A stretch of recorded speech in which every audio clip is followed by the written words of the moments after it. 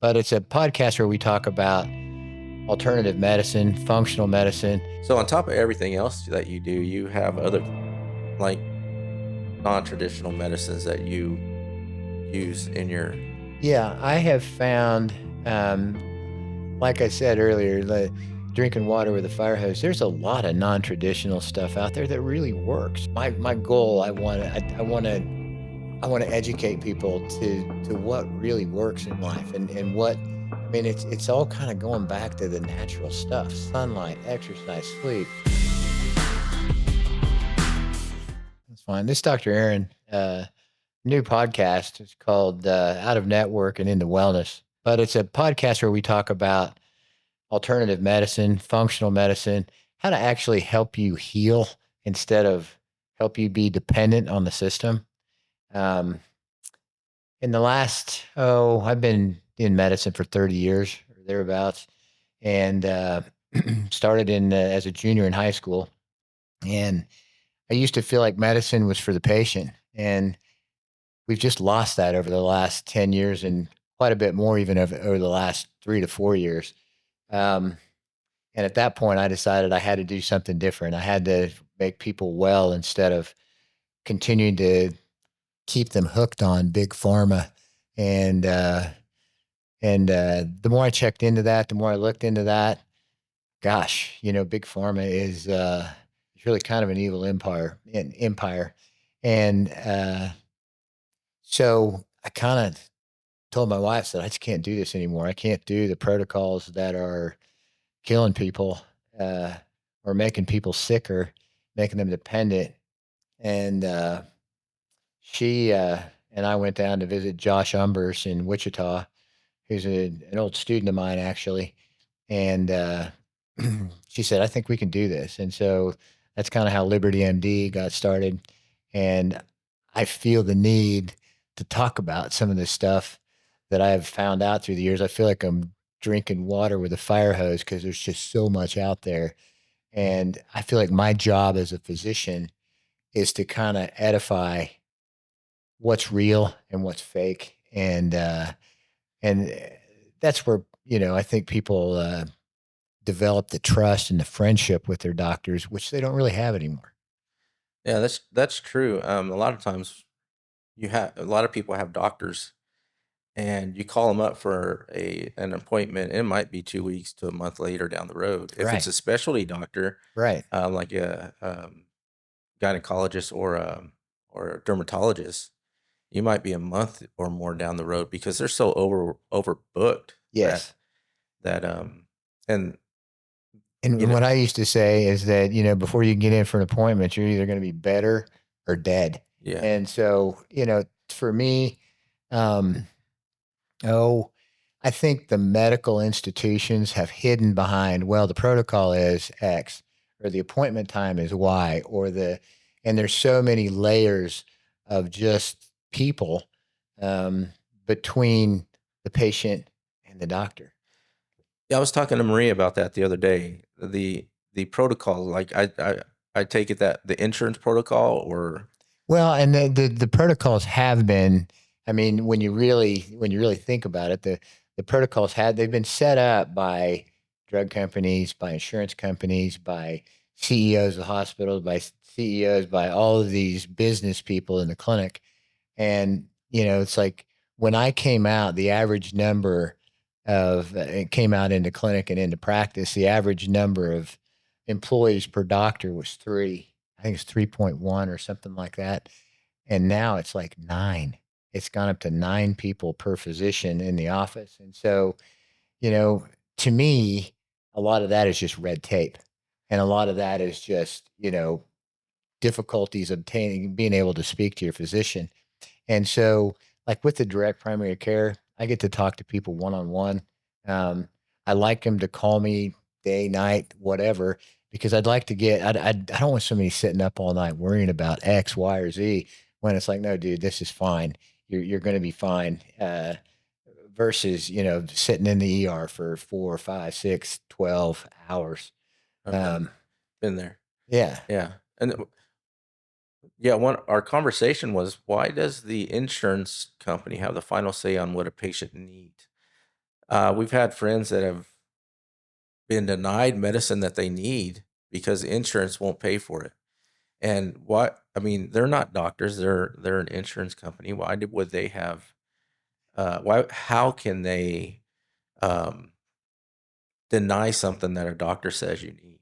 Well, and that's kind of, I mean, that's where I think that started happening about 20 years ago. It's like, no, sorry, they don't need this.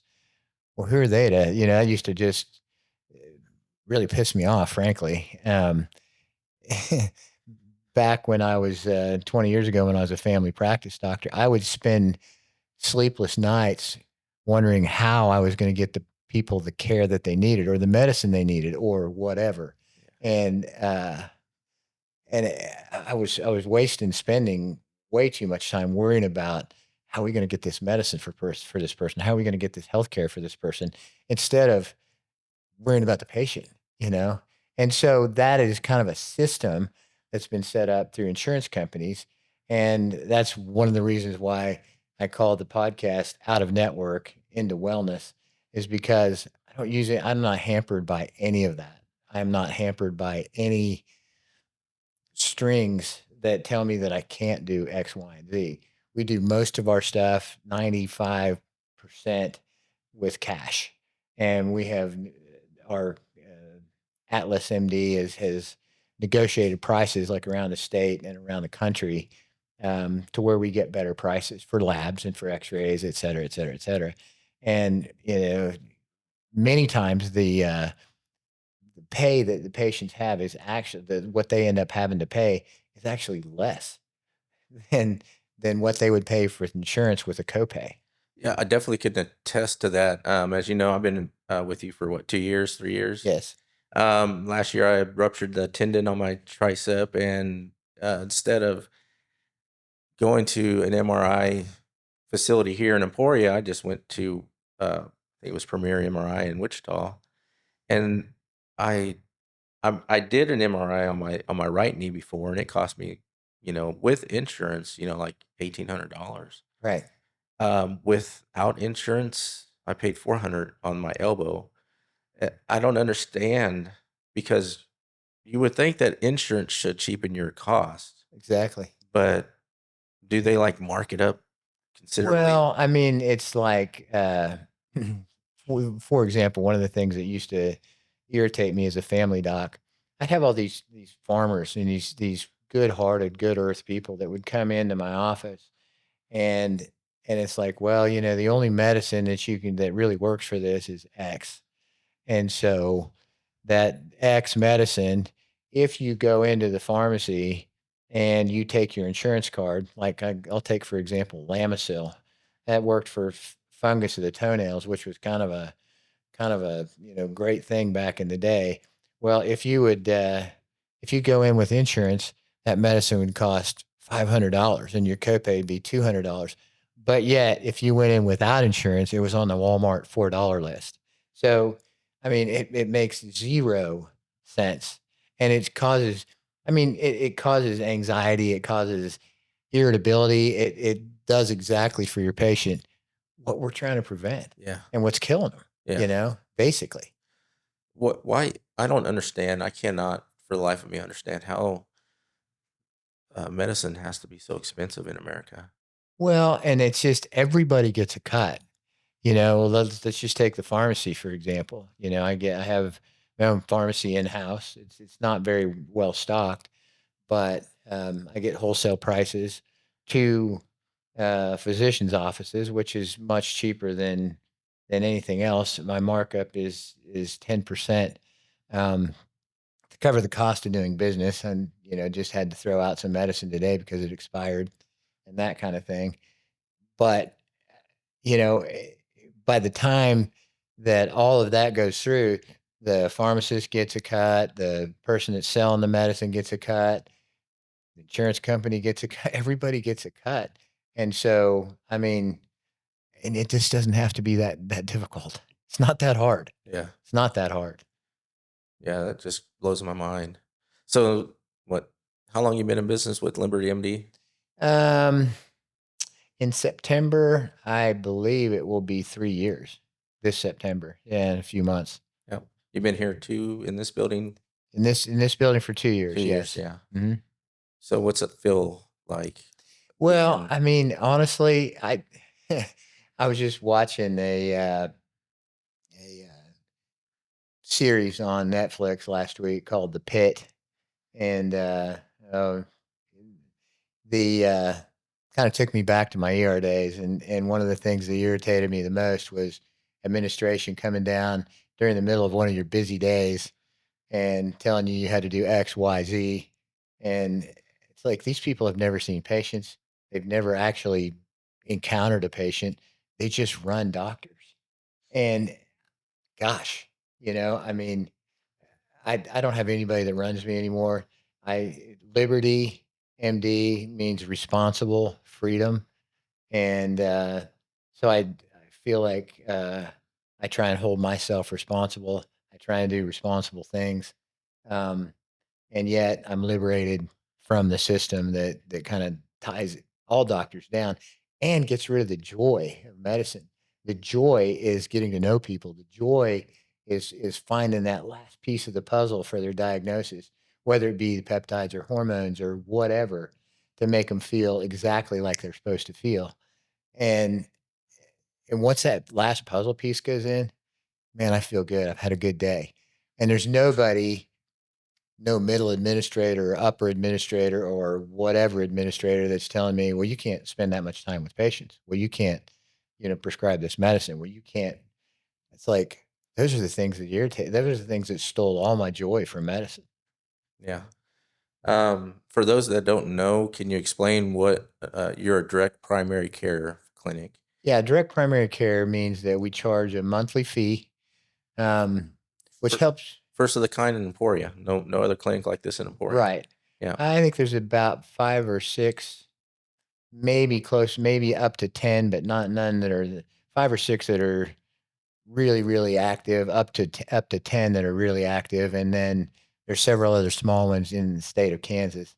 Um, but, the direct primary care just allows me to get money on a monthly basis from patients, and it's very affordable.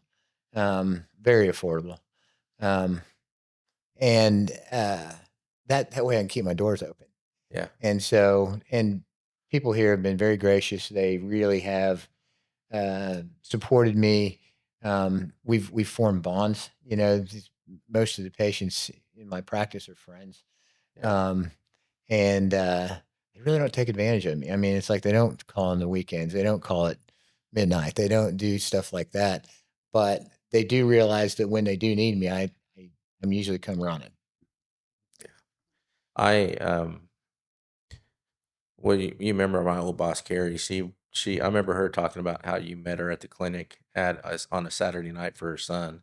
Right. I was impressed with that. I mean, you can't even raise anybody in a normal doctor's office. Well, and so, when I started, basically, as an on-call doctor or whatever, I think I started in a group of 6 doctors, and you'd take call once a week, and then um,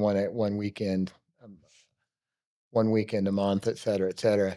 And, we took care of all that stuff. I mean, and that's what to me a doctor did. It's for me, it's not just a career. It's a lifestyle. And, it's like when I say that I'm your doctor, I'm basically telling you that I will take care of you, and it may be such that I can't. It may be that you're having a heart attack at X, Y, or whatever at midnight, 3 o'clock in the morning, and I don't have the equipment to take care of it. But, if I can, I will. Yeah. And I'm finding that I'm taking care of most things in here. I've sent less than 5 patients to the ER in the last 6 months. So on top of everything else that you do, you have other like non-traditional medicines that you use in your Yeah, I have found, like I said earlier, the drinking water with a fire hose, there's a lot of non-traditional stuff out there that really works. Okay. Um, and again, my responsibility, my liberty, my responsible freedom is that I feel like as a physician, it's my job to find out where I can get this alternative medicine, what is the best place, what gives me the best quality, um, and figure out what works best for X, Y, and Z patient without spending a lot of crazy dollars on really expensive meds. And we've had some really, really good success with some of our alternative medicines where people were really not happy with the traditional medicine that they've been on, and it cost them a lot less. Yeah, I can attest to that. Yeah. So one of the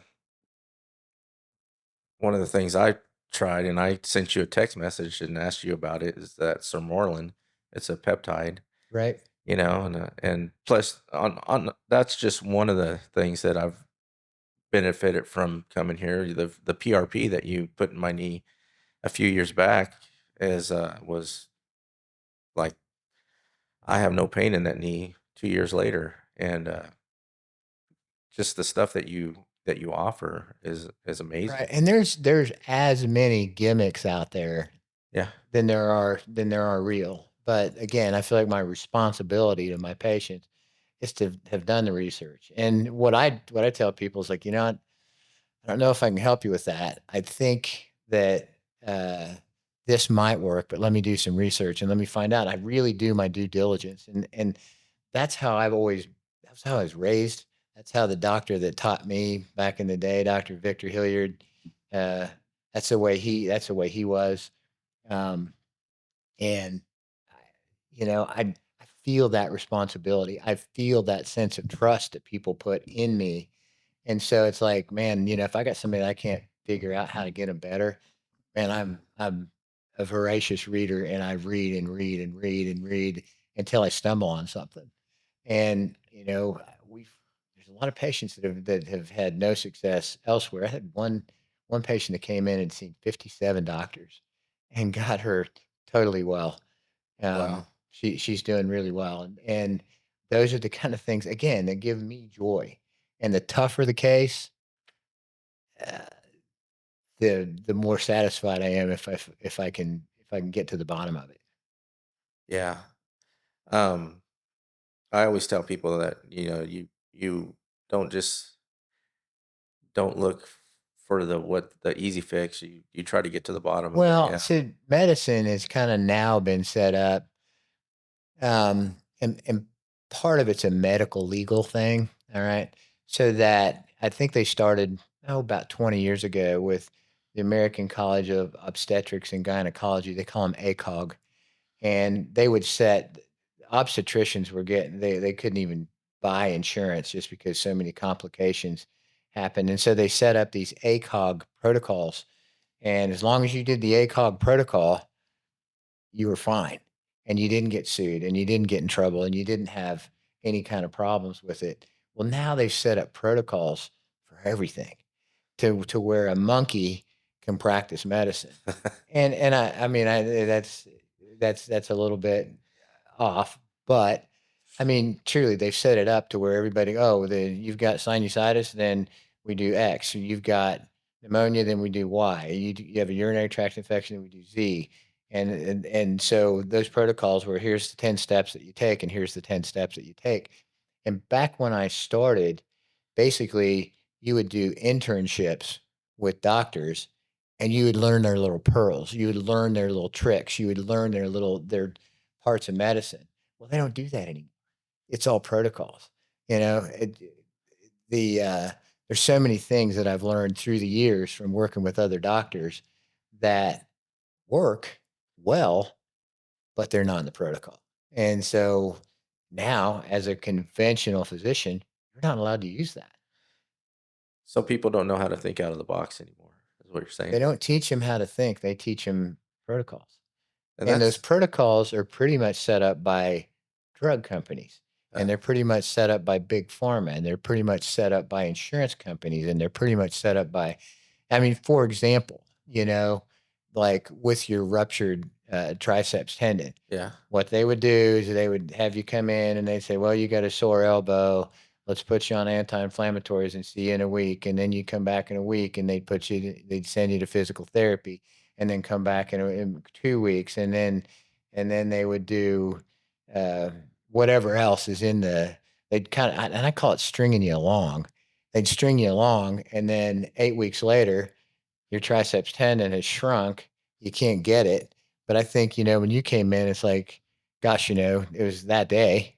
Yeah. And it's like, let's get the MRI tomorrow. Yeah. And then within less than 3 days, you're in, like, I know it's less than a week that you're in surgery, Yeah. correct? Yeah.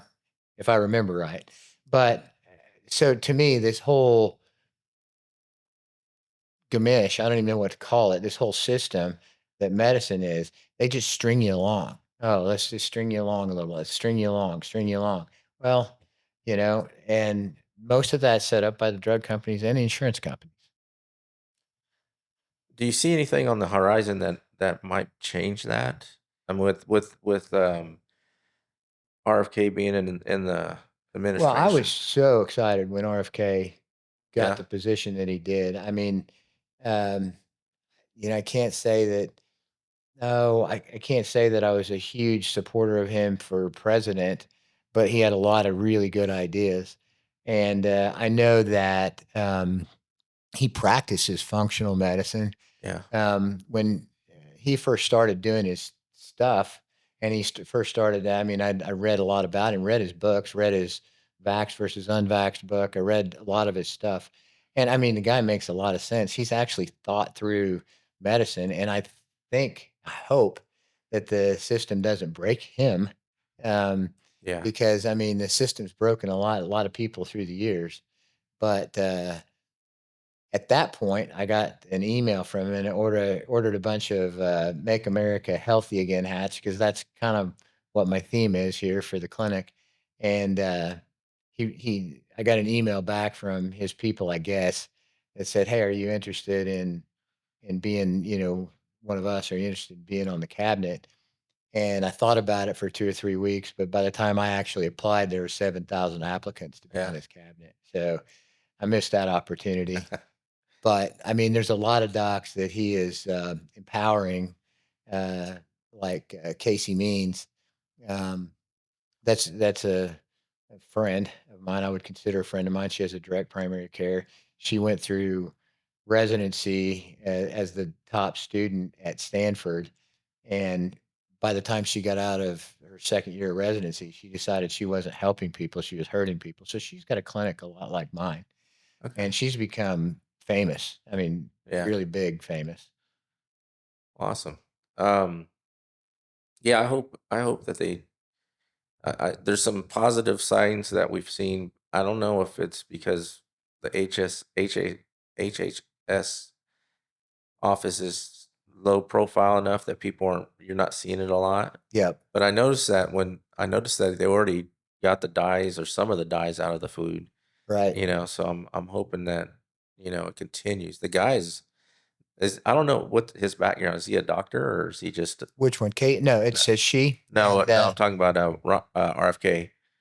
RFK is an attorney Yeah, I was gonna say, and fought some of those things yeah. in court. So he's done some. But the dude is living the life. I mean, he's living like, Yeah. because of him, I've learned, about methylene blue, and I started taking that, and Yep. and also all the stuff that you've taught me, and it kind of I think the more people know about their own health, the Well, better and they would. they made it really kinda difficult for people to know, and then I think, like on the internet and stuff like that, I think they're always selling fear. Yeah, It's like, "Oh, you got this? Well, then you might have," just like a commercial that I yeah, saw last night on the TV. Well, you might get this and you might get this. And then they showed a flat line on the TV, or you might die. They're indicating you might die if you don't take this medicine. Come on, man. yeah. That's just selling fear. Fear causes cortisol. Cortisol causes hypertension, lack of sleep, high blood sugars. I mean, uh, and COVID did the same thing. I mean, it just Yeah, got everybody fearful, and that's just terrible medicine. it In my is. opinion. It is. I going to like switching a little gears to like the fear. What I've seen a lot in the world is depression, anxiety.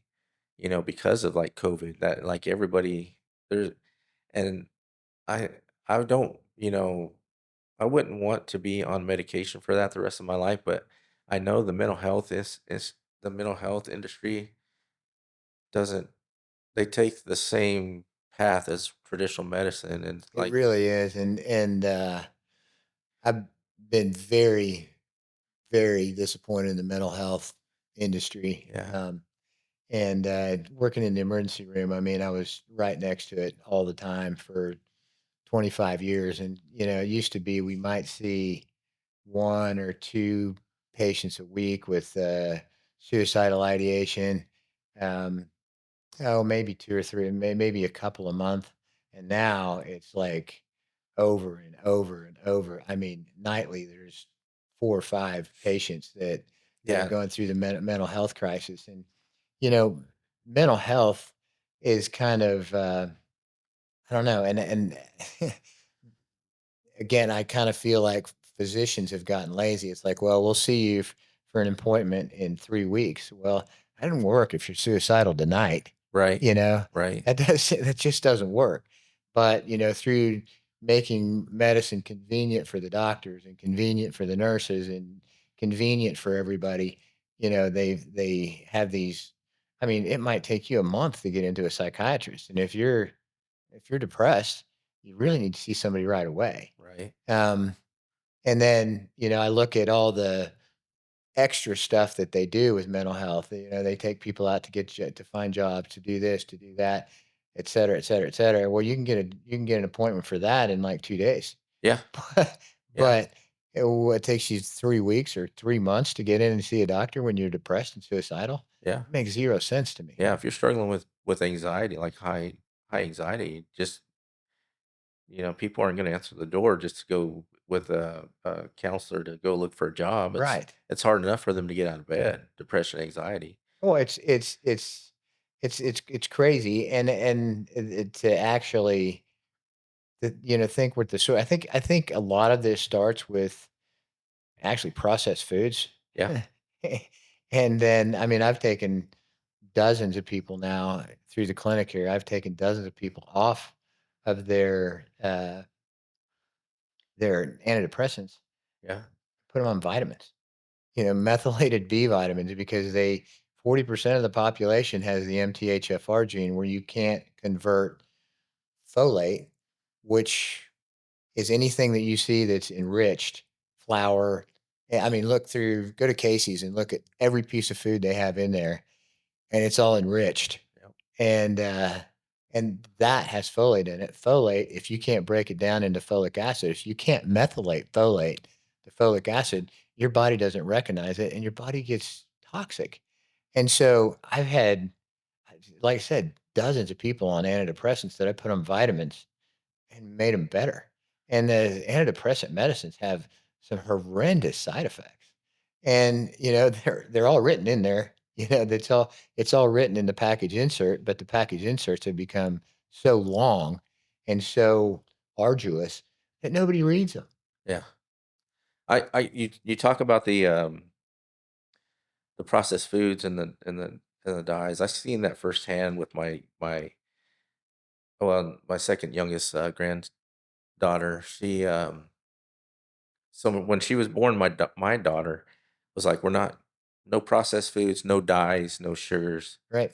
Um, and then she, she gets a little older and she starts, getting a little looser on her restrictions. But she gave her M&Ms, which is processed Right. sugar and Right. dyes, Right. and she was a different person. Like she Yeah. was unruly. She didn't like to. She wasn't listening. Well, And and that's what I mean, like, when I was on the school board back in Arc City in the day, and they were talking about, oh, I think for about 3 or 4 months, we heard about, oh, breakfast. Everybody's got to have breakfast. Everybody's got to have breakfast.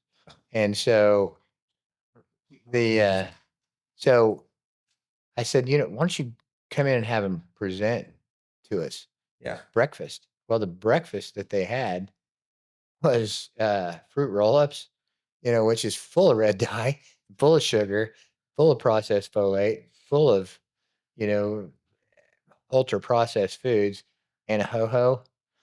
And which is kind of the same.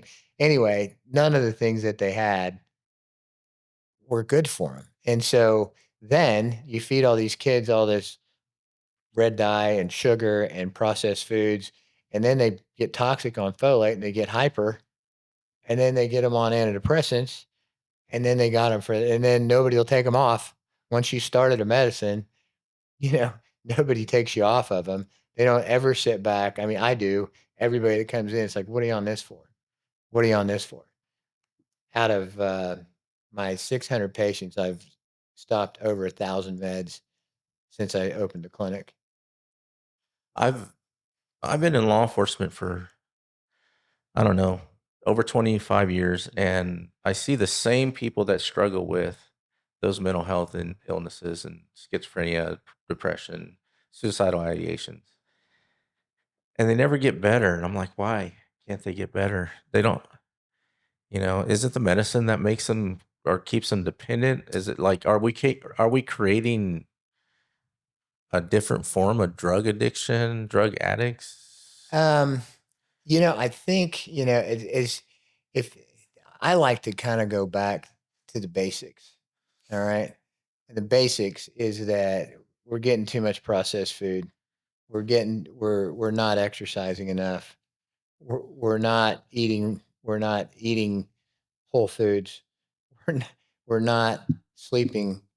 We're addicted to Facebook. We're addicted to social media. We're addicted to all that. But everybody's got those problems, and I think if all of those people, like for example, would try all the normal, I mean, to me, the holistic normal things like a cold plunge. Yeah. I've been able to get a half a dozen people off of their heavy psych meds with a cold plunge every day and methylated B vitamins. Gosh, how easy is that? But no, the addiction. I think they do get addicted because when they come off of those meds, then they're trying to suppress a behavior. Those medicines try to suppress a behavior, and so yes, when they come off of them, they're addicted. The cold plunge and the methylated, they're scientifically proven to work. Absolutely, Why is the like, if you can get somebody off of medicine from drug cold co- plunge, yeah, drug companies. yeah. I mean, they advertise to all about that, and I've even had like I don't take insurance here, but I've had insurance companies say, have have somebody that's on antidepressants is like, why did you stop their antidepressant? Like because they were better. Yeah, they don't even recognize. I mean, it happens so infrequently. So the people that make that medication don't have it in their mind that they can actually make the people better. Yes, They're just making them dependent, right, which is, right, yeah, right. yeah, that's And I crazy. mean and that's why Liberty MD. That's why podcasts. I really my goal. I want to educate people. I want to educate people to what really works in life and what I mean. It's all kind of going back to the natural stuff: sunlight, exercise, sleep. Staying off blue light, staying off. All Yeah, that, all those things, and they don't talk about it because there's people that are selling the blue light or selling the all that stuff, yeah.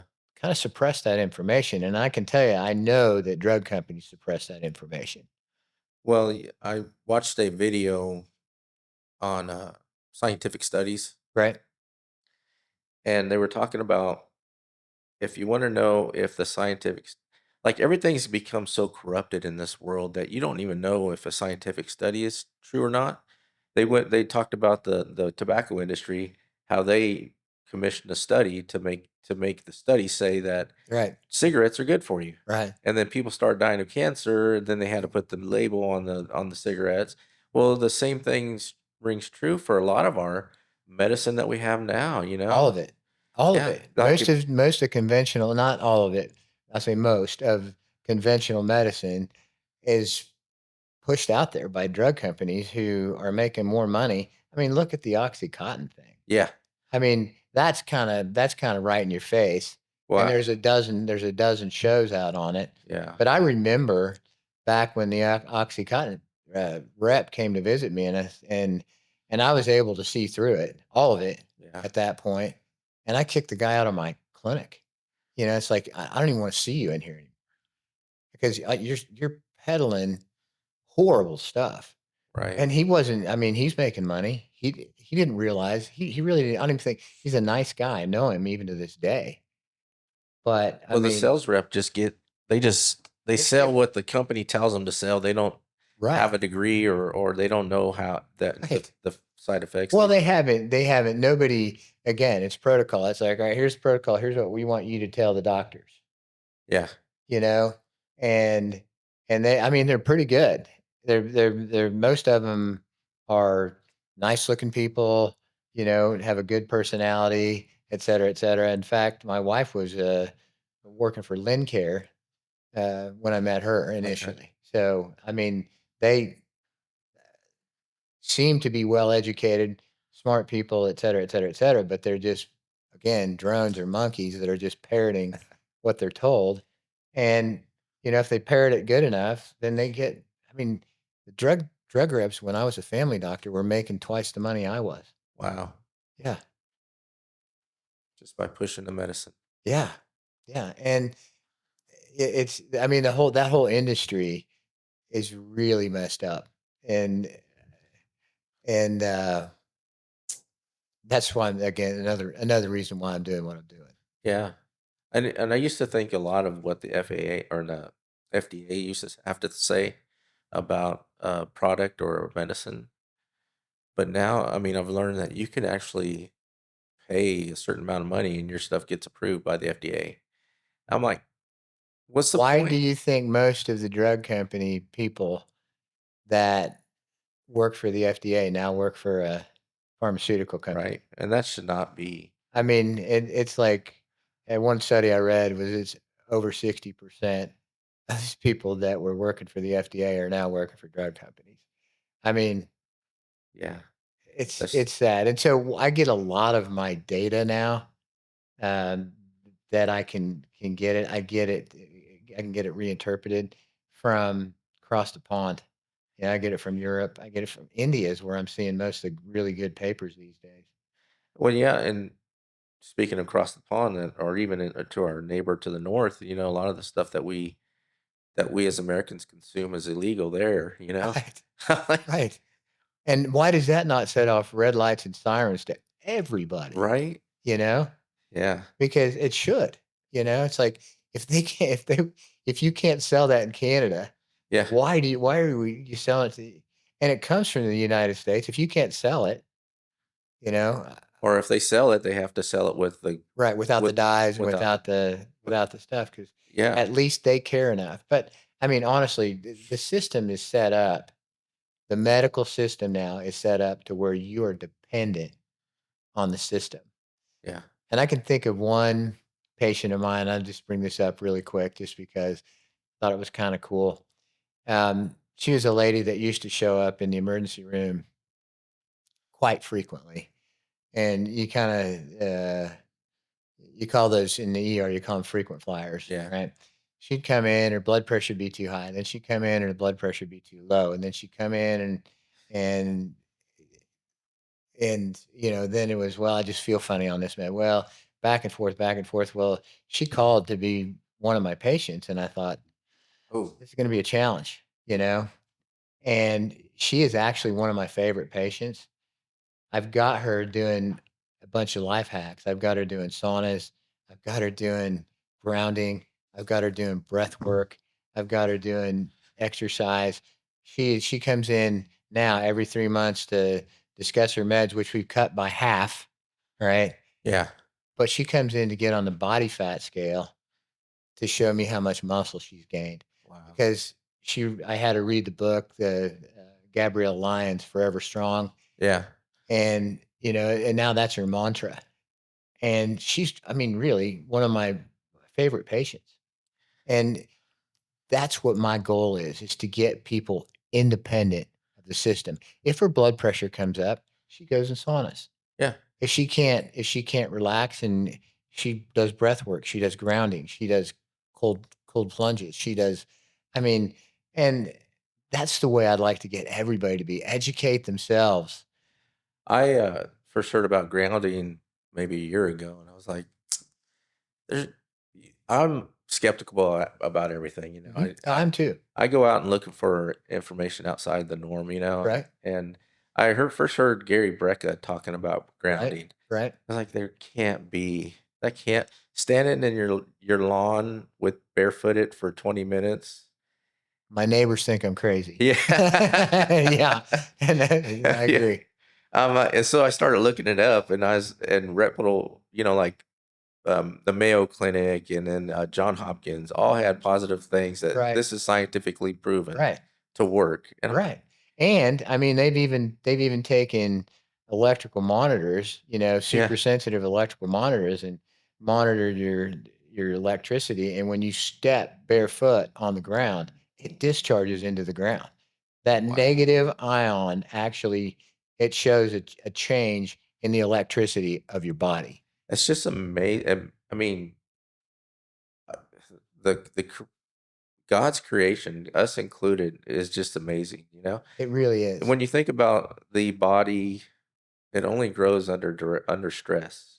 Right? If you're the more comfortable you are, the more likely you are to die an early death. And Yep. and and it just amazes me how he Another managed. Gary Brecka term, uh, aging is seeking comfort. And so you get comfortable. It's like, "Ah, I don't need to work out. I don't need to walk. I don't need to get in the cold shower. I don't need to Yeah, blah, blah, blah." But the progressives seeking of comfort is equal to aging. yeah. And so, I mean, I've seen so many people through the years that this, like my father, who just wanted to relax, and he did. He didn't exercise. He sat in his chair My father too. and died. Less than a year later. And as a family doc, back when I used to see 30,000 patients, anybody that would retire and say, what are you going to do in your retirement? If they've got no plans, within a year, they're going to be very unhealthy or die. And I saw that all the time. Well, for law enforcement, the average lifespan after retirement is 5 years. Right. And I I've had this discussion with my chief about implementing a fitness standard, not because I want to lose people from the job or I want to see people get fired because they're lazy and fat, whatever, but because they can have a healthy life outside of law enforcement once they leave, or they don't have to walk with a cane down the Right. street. Level ground walking makes them sweat and puts them out of breath. I want them to be healthy so they can have a happy life after law enforcement. Exactly. And plus, the other benefits of being healthy is less call-ins, less injuries, better mood. You're less likely to flip off or flip out of go off the handle when you're in a high stress situation. Your body and your mind can take it better. You know. Well, and I mean that's all proven. Yeah. Exercise decreases all cause mortality. Yeah. Don't let age define you. Define the way you age, and that is the whole secret. And I feel sorry for these people that have worked craziness their whole life, and then Yeah. all of a sudden they retire and they're dead. It happened to my mom and dad. Yeah. And I guess almost happened to me. I had major heart issue, STEMI, while riding the DK Oh, at wow. 230 pounds 7 years ago. Did everything they told me to do. Everything they told me to do. Took every medicine. My blood pressure was in the toilet all the time. Did everything they told me to do and got sicker and sicker. I was on 7 meds. Wow. Now I'm on zero. I'm on some vitamins and some supplements, but I'm on zero meds. Yeah. The I don't the uh, I I sent you a a message the other day on Facebook about the how the pandemic of low testosterone in younger people. Yes. Yes. It's crazy. It is. Well, and I mean, I have actually that's been one of the questions, all these questions that I have, why can't I treat peripheral neuropathy? Why do I have a hard time treating BPH? Why do I have yeah, that's one of those things that's been the top on my mind forever. But since I first opened the clinic is why has our testosterone gone down by 70% in the last 10 years? That's ridiculous. You Yeah. know? So, I've done a ton, I've read a ton about that. And I think, it's like it's A word plastics, B glyphosates, C lack of exercise. I mean, there's a million things cooking in plastics. I mean, you think about we consume the average of 2 credit cards in plastics that go into our system every year. I mean, that's crazy. But if you're cooking all your coffee in plastics, look at how many Mr. Coffees are out there. Yeah. If you're cooking all your food in plastics in the microwave, blah blah. I mean, that's a small part of it. And then I think that society's kind of emasculated men as well. And I think that's kind of part of it as well. But Yeah. I mean, I kind of think a little bit of a conspiracy theory on getting the testosterone out of the world. Yeah, I don't understand why. I mean, you Right. know, it just And the hormones are so important, yeah, they are. I especially as you age. I mean, exactly. that's another piece of the puzzle that I find. I mean, we'll probably do a whole podcast on hormones and hormone replacements, et cetera. But yeah, the low hormones and the fact that they're getting so much lower is crazy. Yeah, a few years back when I first started coming to you, that's what one of my problems was low testosterone. But also, what was one of my problems was, especially when I was working in law enforcement, was depression, anxiety, and I didn't know those two were correlating with each other. Absolutely. I thought it was just I didn't think your testosterone had anything to do with your mental health, but Absolutely, it does. when you put me on it, everything it was like everything brightened, everything, my mood was better. I didn't have any depression, anxiety, and I was like, I wish I would have known because I struggled with that for about since I was 44, 45, Right. and I struggled with that, and I know that had to been why I struggled with the depression, anxiety because It is that's a big part of it. And yeah, then I think we also talked about your nutrition, and oh yeah, we also talked about supplements, and we also talked about some of the other things. But now, to me, for your age, you're in pretty good shape. You're I consider you very healthy, and eh, I would put my stamp on you. It's like, yeah, this guy's going to live another 40 years because of what you've done for you. yeah, But, it's like, my very last shift that I worked in the ER, I asked everybody 42 patients I had come through in 12 hours, and, asked everyone, say, "Who's your regular doctor?" Not one of them knew. But I can guarantee you, if you went to the Liberty MD patients, it's like, "Who's your doctor, Kenny?" I yeah, Dr. mean, Waters, yeah, yeah, and part of that is a relationship, part of it's like, Kenny, you got to get out and do X. You got to get out and do Y. And I got a little sign in one of my rooms that said, I reserve the right to tell you what you need to hear, not what you want to hear. yeah, And I've had those tough conversations with people. It's like, you want to die, keep doing what you're doing, and it's not, I've done that. I've been there. yeah, I lived it. I almost died it. It's like you can sleep when you die. Well, it about killed me. All yeah, those little things. But, getting people to get motivated to really get themselves healthy and live a long, healthy life. It's kind of cool. It's kind of cool and fun to watch. yeah, yeah, yeah. I love seeing people, progress and grow and get healthy and stuff like that. And I'm glad that like for my kids, um, they go through a period of time where they don't take their fitness health that serious. But my youngest daughter is always like talking about, I mean, doing and living the life of, Worked at GNC back in the day, yeah, she right? worked at Yeah. GNC back in the Yeah. day, yeah, and she learned as much as she could about the supplements that she was Yeah. selling, and Yeah. she wouldn't sell the ones she didn't believe in, and she Right. would, so you'll see her and her husband running up and down the street with their kids, and I tell people all the time, I go, that's, have you been to the gym? And, "Oh, I didn't have time." "What'd you do?" "Well, I had to do this." "What'd you do between that?" "Well, I just." relax at home. I go, "How long?" "About an hour." It's like, you got time. If you got time to relax, you got time to get to the gym or do something or go for a You walk. gotta make time for the things that are important to you. Yeah. You have to, and you gotta make time for your health.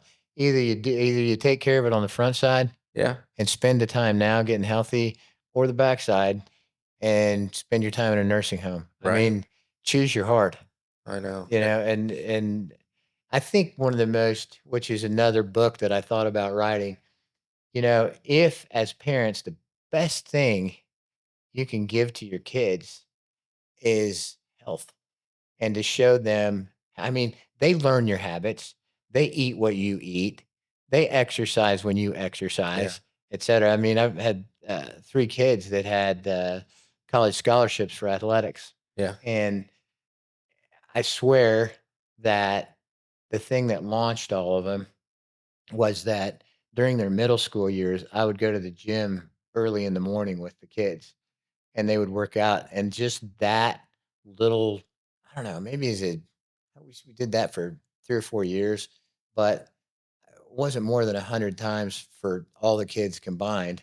But we'd go to the gym, and that's giving your kids life. That's teaching them how to live, and what's more important than that? Yeah.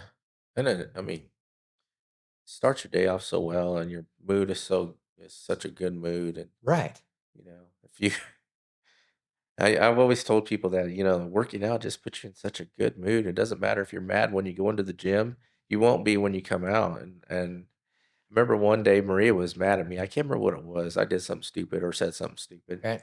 Like, and we still, we would go to the gym down at Genesis, and I went to the gym with her, and she didn't talk to me the whole time until, like, she was done with her workout, Right. and she didn't even know what she was mad about anymore. It was the mood, just so if you ever get mad at, or if you have a spouse that's mad at you, take them to the gym, it'll be done with. Yeah. Or the other one that, Gary Brecka talks about, and I've tried this too, is, if you think you're really, really mad about something, go cold plunge. Oh, yeah.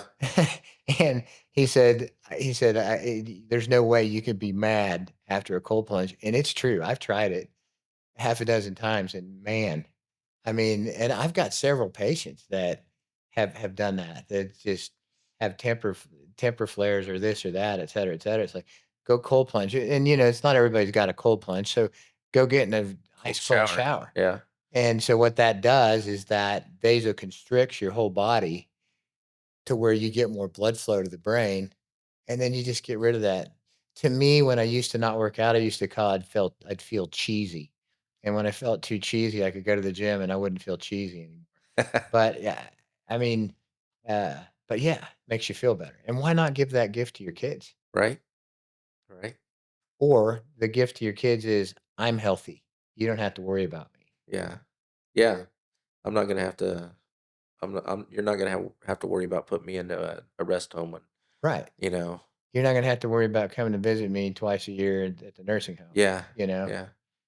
Yes. And whatever you're doing now, it's like, if you want to get down on the floor with your grandkids and you can't do it now, you're not going to do it in 10 years. Nope, you're not. So you better Yeah. get on it today. Yeah, But definitely. choose your heart. Choose your heart. I like that saying, "Choose your heart." Yeah. Yeah. And I wish that, insurance companies would, have that kind of mentality of, encouraging their customers to be healthy. Well, insurance companies encourage Some do, yeah. some insurance companies make you go in once a year for a visit. Yeah, that's not enough. Okay. I mean, Yeah. it's like, oh, you got to do your annual visit. Okay. Yeah. Well, so what do they do with the annual visit, And I've been there, Yeah. you gotta check off all these 157 boxes, Yeah. and then if you miss one, then your whole thing gets thrown out, you gotta start over. But you check these boxes, and you got 3 to 5 minutes to do it. There's no way that you can talk about changing somebody's health Yeah. and wellness and their lifestyle in 3 minutes. It just doesn't work that way. And I Yeah. do that with pretty much everybody that walks in the door, Yeah. you know? And if they don't wanna hear it, That's fine, but I may tell you what you don't want to hear Right. as well. And Yeah. I think a lot of them have kind of gotten used to that. Some people say, "I'm not going to come in and see him because he's going to yell at me." Well, yeah, but then they come in anyway. So And you don't really yell, you just I just tell him how it is. tell them It's how it like, is, yeah. if you want to keep this up, you're probably not going to live. Like you probably got 5 years left, seven Yeah. years left, 10. Yeah. And the trick is to that your lifespan is equal to your health span. Yeah. Okay, like the people in the green zones, um, all over the world. I mean, those people they're way up into their 90s, into their hundreds, and they're still exercising, still walking, and their lifespan's good. And once they slow down and stop, they die. Yeah. But there's a huge other industry, the nursing home industry and the old people healthcare industry that the United States, I mean, they keep feeding and they keep everybody unhealthy and Yeah. they keep them in nursing homes and they keep them here and there. But if that would go, I mean, I forget what the statistics are, but it's mind-boggling how much money is spent on the last 5 years of people's life versus the first 75% of their life. Right. And it would be nice to see people living, um, a functional lifestyle outside of Right. 90, you know? Like, Right. I mean, I see it's not the it's the exception, not the rule, but you see those, like, we had just a few weeks ago at the Unbound, a 92-year-old riding in the Unbound, Right. you know? Most people think of 92-year-olds or 90-year-olds of decrepit, can't walk very well, and I would love to see more people living a good life in their 90s because you know what? When I die, I don't want to have to be an extreme burden on my family. Right. I want to be, Right. when my time goes, it's I was able to walk up and down stairs and down the street, and God forbid something just happened at the very last moment. Right. I don't want to be in a rest home and just be a burden on everybody. And uh, I've been in rest homes and not very a No, lot it's of them not. are yeah, it's pretty depressing. Yeah, it's not a good place to it's not a good place to be. Yeah. Hey, I mean, that thought brings me up to my grandpa, my great grandpa Shank. Um, that he lived to 99 and 9 months, and he always walked to work. He was a pharmacist. yeah. He always he'd go home at noon and he'd have a shot of rye whiskey. I'm not saying that that's the thing to do, but he'd have a shot of rye whiskey, and then he'd walk back to work. He got hit by a car. Everybody knew to watch out for him, but a young teenage kid got hit by a car, and so he died Dang. subsequently. But I his mean, very last day, yeah, he was working. He worked his very last day. yeah. My grandma, she went into a rest home because they couldn't. My parents, and my aunts couldn't take care of her, and she drove until she was like 94. Then they took her cars away, because her vision started getting really bad, and then put her in a rest home. And I think she was only there for a year, Yep. but I've seen that happen she looked, so many times through my career. I was yeah, a nursing home director, and yeah, I remember I had a patient that had been in and out of the hospital hundreds of times, and it's like, all right, honey, we're going to put you in the nursing home, yeah, and it's good. It's tomorrow. That's when it is. She died that night. wow, I broke her heart, and so your health span has to equal your lifespan. yeah, Yeah, yeah. and that should be, I don't know. That's my goal. Probably your goal. My goal, yeah, And what I would like to do is through podcast, et cetera, convince people that their health span is that important to them. yeah.